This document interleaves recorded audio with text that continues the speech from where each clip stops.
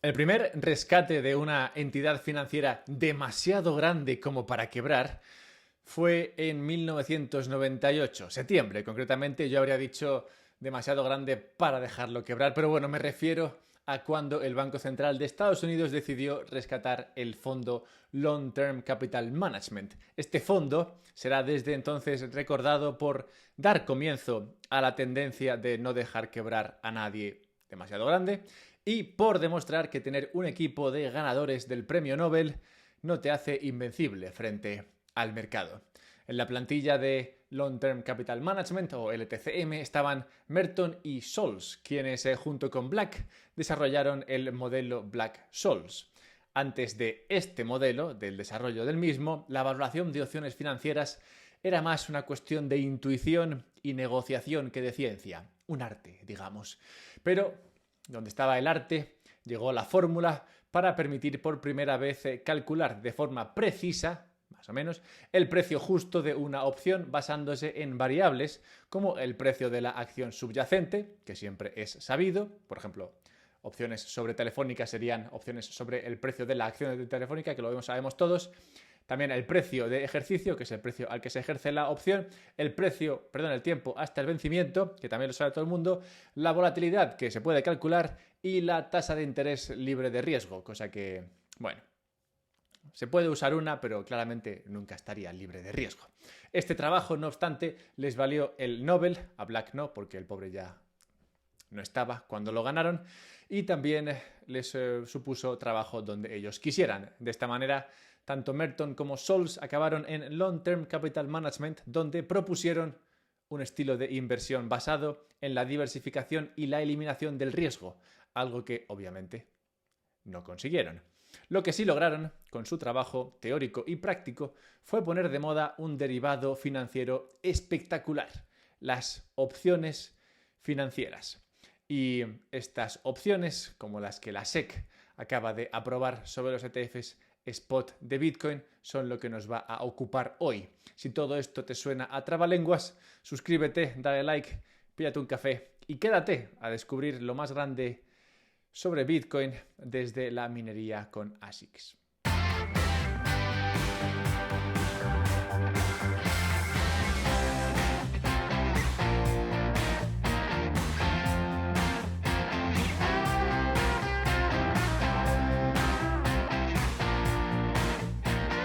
El viernes a última hora recibimos un tuit de Balchunas. Nuestro amado Balchunas. ¿Cuánto tiempo? Los que lleváis conmigo ya desde hace meses sabéis de quién hablo. Para los que no, Eric Balchunas es el analista senior de Bloomberg para ETFs del mundo. Un tipo al cabo de la calle, amigo de sus amigos, convertido a Bitcoin por la mera observación del éxito de los ETFs spot de Bitcoin que se aprobaron en enero de este año. Bien, pues Balchunas tuiteaba anunciando la aprobación de las opciones por parte de la SEC, una petición que se envió en enero y que por fin ha sido resuelta favorablemente. ¡Viva! Bien, la aprobación, no obstante, es para crear opciones financieras sobre IBIT, que es el ETF spot de Bitcoin lanzado por BlackRock. Espero que me sigáis. Os prometo que esto acaba bien, solo tenéis que aguantar un poquito. Bien, pues IBIT, como sabéis, el ETF spot de Bitcoin creado por BlackRock, tiene ahora mismo 357.000 Bitcoins a su nombre y es el mayor ETF de Bitcoin por tamaño. La aprobación, anunciada por la SEC, es para hacer opciones sobre el Bitcoin dentro de estos ETFs, aunque también se aprobarán para los demás ETFs, es decir, para el Bitcoin dentro de los ETFs de Fidelity y demás. Y es importante entender esto porque ya hay opciones sobre Bitcoin cotizando, por ejemplo, en bolsas institucionales como la Chicago Mercantile Exchange y también en bolsas para retailers como Deribit. Pero estas que ya existen son opciones sobre Bitcoin puro, no sobre ETFs de Bitcoin, que ya se puede parecer lo mismo. Pero no es lo mismo. Y la diferencia es crucial y por eso es importante lo que se ha aprobado. Piensa un momento en por qué ha entrado tanto Bitcoin en los ETFs spot que se aprobaron allá por enero del año 24. Realmente los ETFs spot de Bitcoin lo que hacen es crear acciones que son instrumentos financieros, respaldadas por Bitcoin. Son como un molde que hace al Bitcoin más fácil de ser transferido, contabilizado y liquidado dentro del ecosistema financiero tradicional. Al convertir Bitcoin, que es este activo que funciona dentro de su propia blockchain, en su mundo, digamos, en acciones, no estás cambiando su esencia, pero sí lo que estás haciendo es permitir que cualquier fondo de inversión o fondo de pensiones conectado con el sistema financiero tradicional, no con la blockchain de Bitcoin, pueda obtener exposición a Bitcoin. Es como cuando vas a una feria que solamente admite fichas. Si tú quieres jugar en la feria, pues lo que tienes que hacer es cambiar, por ejemplo, 10 euros por fichas, confiando en dos cosas. Pues primero confiando en que podrás gastar esas fichas por atracciones de feria y también en que si no las gastas, pues podrás cambiar esas fichas por euros a la salida. Puede ser, y esto es un riesgo al que te expones cuando vas a la feria, puede ser que el que custodia las fichas, por ejemplo, desaparezca. Bueno, más bien el que custodia el dinero que tú has dejado ahí y que luego pretendías igual cambiar por las fichas que te sobren. Pero esta posibilidad, la posibilidad de que el custodio desaparezca o el dinero que custodiaba el custodio desaparezca, es una posibilidad que hay que aceptar, es un riesgo que se corre por aquellos que quieren disfrutar de la feria. Lo bueno que tienen las fichas o las acciones de los ETFs spot de Bitcoin es que permiten crear derivados financieros como las opciones desarrolladas por Black, Merton y Scholz de manera más sencilla. Y esta posibilidad tiene dos efectos. Uno inmediato, que es abrir la inversión en Bitcoin a un mayor número de actores, como por ejemplo fondos de inversión, no los normales, sino los grandes fondos de inversión, fondos de pensiones masivos, este tipo de actores que necesitan de la flexibilidad que ofrecen las opciones. Y el otro efecto que tiene, uno más a medio plazo, es que lo que permite estas opciones es incrementar también la liquidez sobre Bitcoin, siendo Bitcoin el activo base que respalda todas estas opciones, haciendo que el activo base, Bitcoin en la blockchain de Bitcoin, sea más invertible directamente. Y quién sabe, igual también tiene efectos sobre las comisiones que se pagan dentro de la blockchain de Bitcoin. Eso ya sería, digamos, una tercera derivada.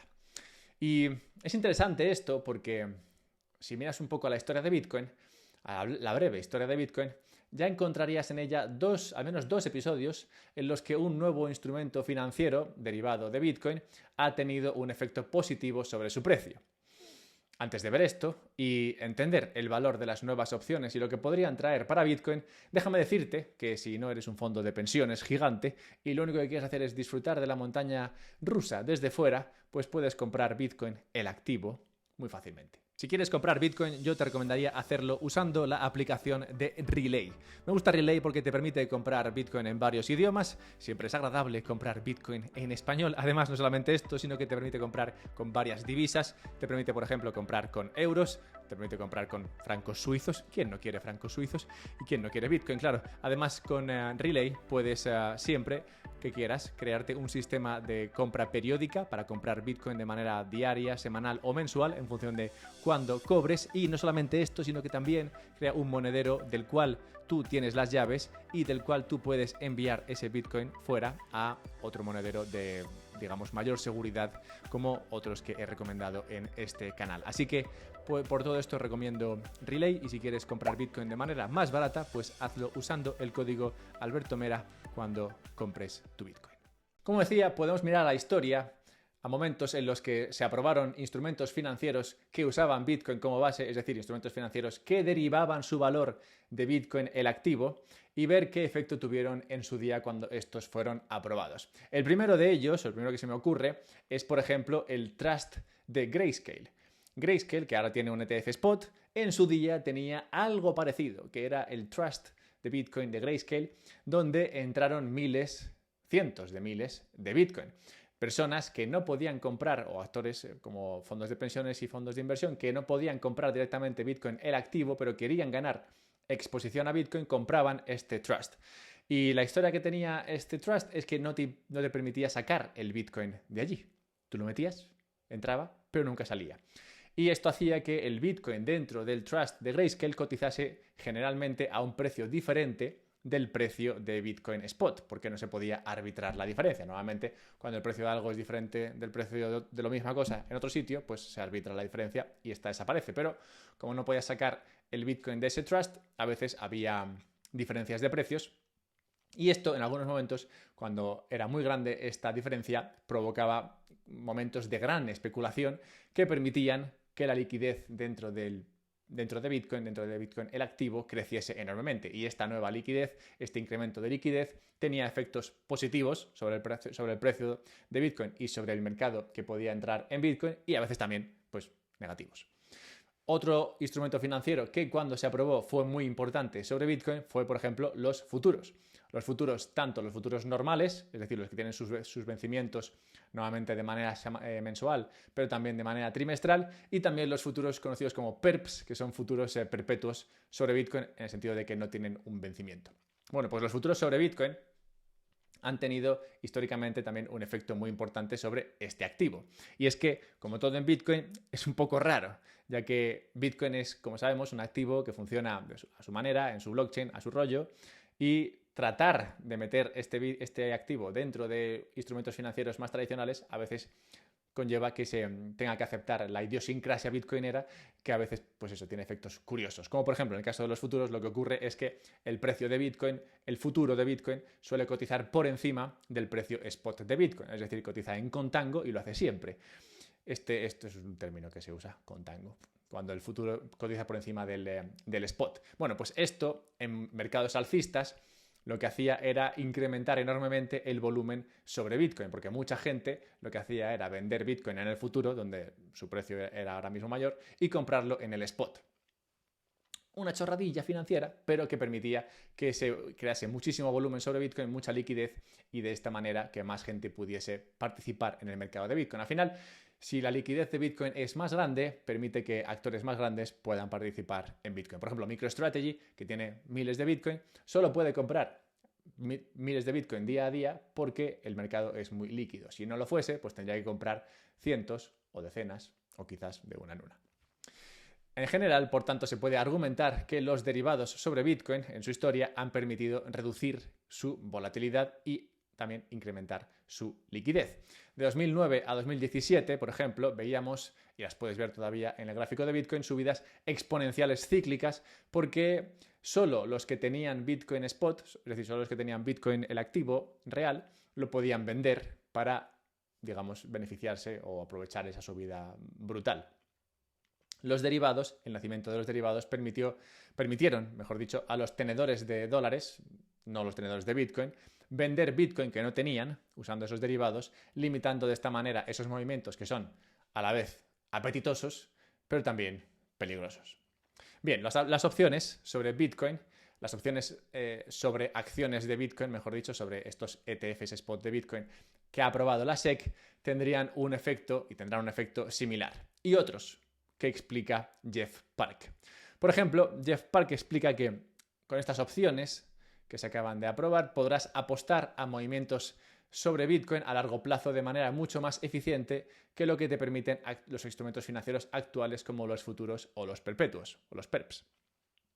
Por otra parte, el uso de acciones de Bitcoin, es decir, el uso de estas opciones no sobre Bitcoin, sino sobre las acciones de Bitcoin que están en estos ETFs o que crean estos ETFs, el uso de acciones de Bitcoin permite que este Bitcoin sintético pueda crecer exponencialmente sin riesgo de liquidación inmediata. Pues los sistemas de opciones que ya existen, como los que te he dicho que cotizaban, por ejemplo, en la CME o en otras bolsas como Deribit, estos sí que tienen este riesgo de liquidación inmediata porque implican a varios actores en el mercado que tienen Bitcoin, que es lo que ponen allí, para que otros se puedan poner largos sobre esas opciones. El hecho de que estemos usando aquí no Bitcoin puramente, sino acciones sobre Bitcoin, permite que ese riesgo de liquidación se desvanezca en gran medida. Y de esta manera se elimina este límite que lastra a los actuales formatos de opciones y por tanto permita mucha mayor creación de derivados sobre Bitcoin, es decir, más liquidez sobre Bitcoin.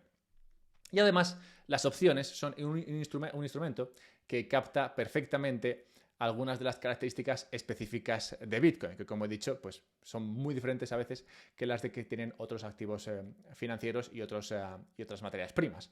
Porque, por ejemplo, Bitcoin es de alguna manera como una materia prima, pero una materia prima que es perpetua, pues no vence, a diferencia de lo que les pasa a otras materias primas que se mueven por vencimientos en el sentido de que tienen que ser entregadas directamente, como por ejemplo pues el petróleo, el gas y demás. Son materias primas que están limitadas físicamente en su cantidad, pero que sí que dependen de esos vencimientos. En el caso de Bitcoin esto no es así, es una materia prima perpetua, digamos, y también es una materia prima interesante en el sentido de que es un activo en el que cuesta lo mismo protegerse de las subidas como de las bajadas, debido a que es prácticamente el único activo del planeta en el que es igual de probable que te suba un 50% como que te baje un 50%. Y esto hace que cueste lo mismo protegerse hacia arriba como hacia abajo. ¿Y por qué debería importarte todo esto, estas características o este instrumento financiero?